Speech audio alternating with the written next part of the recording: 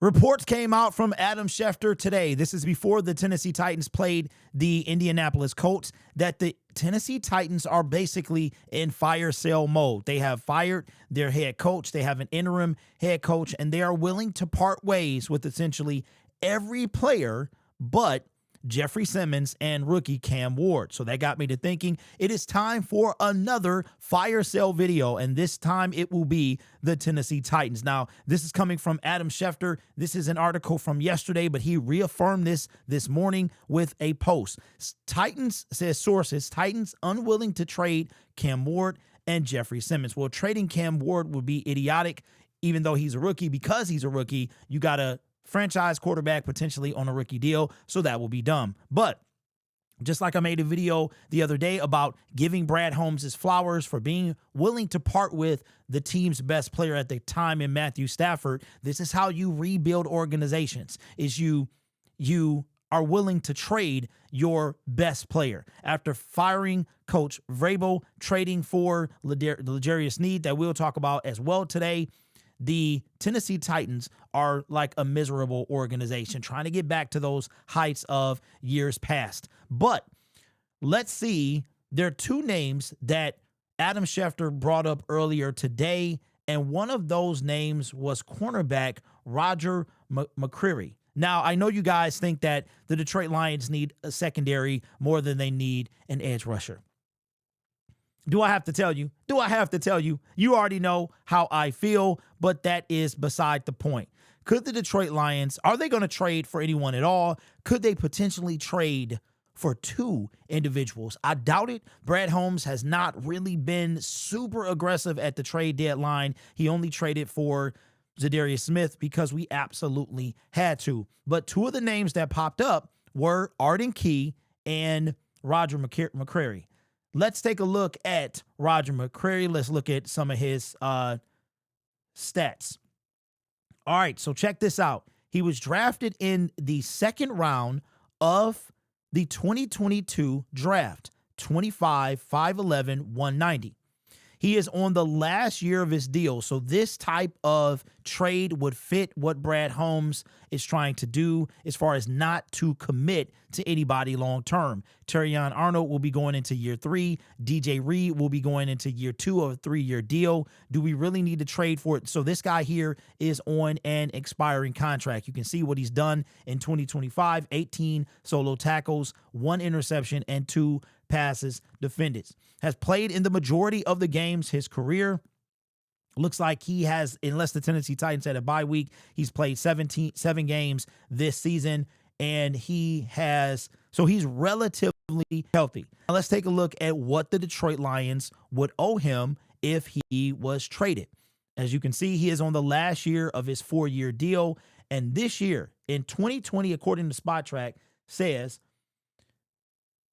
in 2025, McCreary will earn a base salary of $3.6 million and a workout bonus of $8,505 while carrying a cap hit of $4.6 million and a dead cap value of a little over $1 million. So you're talking about a guy, and remember, the Lions aren't going to owe all of this money, because this is his going into the start of the season money, not being traded at the trade deadline money. So again, a move that the Detroit Lions could make. Now, myself, I'm all about depth, but it would be, what would we have to give up? I didn't see in the article what the compensation would be, but you can probably tell that Tennessee might be willing to take whatever. You're talking about a guy that is going to be a free agent next year. Beggars can't be choosers. You are in a complete rebuild. You had the number 1 pick last year. You are trending top 5 this year, and definitely top 10. You need all the help you could get. So the Detroit Lions have no 3rd-round picks. We have a 1st, a 2nd, and a 4th, and some on the back end. What would you be willing to give for a cornerback on an expiring contract in a situation where you could put him as a depth piece? Again, we got some guys. We got Avonte Maddox, who's hurt. We've got Khalil Dorsey. We got some guys, but this will be a depth piece. Now, me personally, I do not want to trade for a depth piece. If we're going to trade, it has to be a needle mover, a needle pusher. This guy has to be somebody that's going to make an immediate like above average impact on our team. Not a guy that's going to come off the bench or be a role player. We need a guy that's going to come. That's where I'm at, because I would rather us go get somebody off the couch or a free agent. I mean, maybe Asante Samuel Jr. heals enough to play some games. Like if we're going to trade somebody who doesn't make an immediate impact, why waste the draft capital? Why don't just pick somebody? I mean, Stephon Gilmore. If we're going to just sign somebody or trade for somebody to come in second string, just go get Stephon Gilmore or something like that. So that's where I'm at, is when it comes to making a trade at the trade deadline. Now, the other individual that his name was brought up is defensive end. I believe he's a defensive end. He could be a linebacker. He could be, he's an outside linebacker. That designation would be Arden Key. Now, this name has come up a lot with the Detroit Lions before. He was with the 49ers.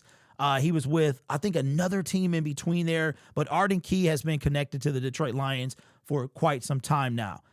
So he is currently dealing with a quadricep issue. All right. He has been inactive since game 5, but he is not on injured reserve. So I'm not sure about how everything can happen. I'm still pretty certain he can be traded, but I'm not certain. I'm not completely certain, but he could be traded or he could not be traded. I don't know exactly how it works if you are injured. Even though you're just inactive, you're not on injured reserve. This, again, would not be a needle-moving move. This would be, to me, a depth move. If you brought in Arden Key, you're probably going to still roll with Al-Quadin Muhammad as your opposite Aiden Hutchinson pass rusher. Right now, just 2 tackles, but out of those two tackles, a sack and a half, 2 of them, 1.5 of those tackles have been sacks. All right. So played with, So yes, Jacksonville, that's the team I was thinking of. He was drafted in the 3rd round by the Oakland Raiders in 2018. He spent 3 years with the Raiders, then a year with San Francisco, a year with Jacksonville, which is really where I remember him from, in the last 3 seasons with Tennessee. Up to this year, and out of the past 5 years, I mean, he's been relatively healthy, and this year have missed the last 3 games due to a quadricep issue. If we go to his, nope, that's not the one. I actually exited out of his money, nope, here it is right here. So again, an affordable guy. In 2025, Key will earn a base salary of $6.5 million and a workout bonus of $250,000 while carrying a cap hit of $9.2 million and a dead cap of $7.1. So he's a little bit more expensive for the Tennessee Titans. But again, they said that they were open to everybody but those 2 players. The Tennessee Titans had a potential out after last year. They decided not to take it. So now he is on the last year of his deal. Now, here's what I'm wondering. If we trade for Arden Key, do the void years come to us, or do they go to, I think the void years stay with the trading team. I think I looked it up last week, and they do not carry over. Yes, void years do not carry over to the new team. They would be the current team's financial responsibility. Let me see if Roger has any void years. He does not. So again, a very cheap option for the Detroit Lions with a guy that is on an expiring contract. And we could potentially sign a guy down the line. It's like either one of these guys, we could sign them, because we are going to need some individuals next year. We went over it. We talked about it before.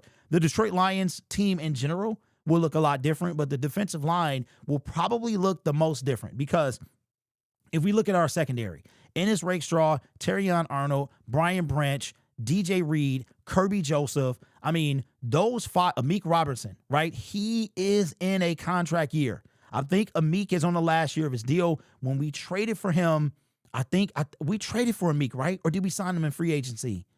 We signed him in free. I can't remember, but I think he's on the last year of his deal. So outside of him, most of our core secondary is locked up. When you get to that D line, it's going to look a bit different. Aiden Hutchinson, last year of his deal. DJ Reed will be a free agent. Aleem McNeil under contract. Marcus Davenport, free agent. Josh Pascal, free agent. Levi Onwuzurike, free agent. A lot of these, Pat O'Connor, Roy Lopez, Mekhi Wingo will still be under contract. It's only a handful of defensive linemen that will be under contract, and I know Arden Key is more of a linebacker designation, but he does rush the passer more than he covers. So the Detroit Lions are going to have to, next year, I think, like, I probably will get the guy I want next year, whether it's a free agent signing or somebody in the draft, because the Lions are going to have a lot of work to do on that defensive line last year. There's a ton of people off the rip, like impactful players that are under contract off the top of the head would be Aleem McNeil, would be Aiden Hutchinson, and Tyleek. Those are like the three that I can come up. If I'm missing any, put it in the comment section below. But so what would it cost for Arden Key to be traded? Again, he is expiring contract. Tennessee Titans willing to have a fire sale. I mean, I'm thinking for both these guys, maybe a player and a pick, and for us, maybe 2 picks. But like I said, we got late round picks. But I don't want us to give up any capital again for a guy that is going to be a free agent next year, unless he is a guy that will take us, or at least help take us over the top. That's just my opinion. Let me know yours down in the comment section below, because like I said, we could probably go get somebody that's a free agent, and I'll take a look at some free agent defensive lines in a second. But before we go any further, let's take a look at, I want to see what L'Jarius Sneed, if we go by contract, I thought his cap hit was pretty big, or his contract was pretty big, because I thought he signed a deal with them. This is crazy. Did I pass him? I don't think I passed him. But Sneed is still on the Titans. Yeah, I don't see him, but I know he's on the Titans. So he could be an option, maybe. But after he was traded from the Kansas City Chiefs to the Tennessee Titans, I believe they signed him to a deal. I'm not sure why. I can't find him right now, but I'm sure you guys will put it in the comment section. Now, before we go and wrap the video up, I want to know, and did anybody see the crash out? The absolute fantastic crash out from Myles Garrett today. Myles Garrett had a crash out of epic proportions, had a career day. Hard to believe that Myles Garrett has never had a 5-sack game until today in a loss. But him and Max Crosby took the money. I sympathize with Myles a little bit more because well, I don't know. You know what? To be honest with you, I don't think I sympathize with either of them. But from what I heard is that the Cleveland Browns basically said, either you take the money or you don't, but whatever way, you're not going anywhere. So I guess you would have to ask yourself if you would be that player as well. Would you be that person? All right, so let me take a look at edge defenders, and we're going to look at available edge defenders that are currently still available. Okay, no. All types, position edge. I don't know why it says available, but these guys are not available. So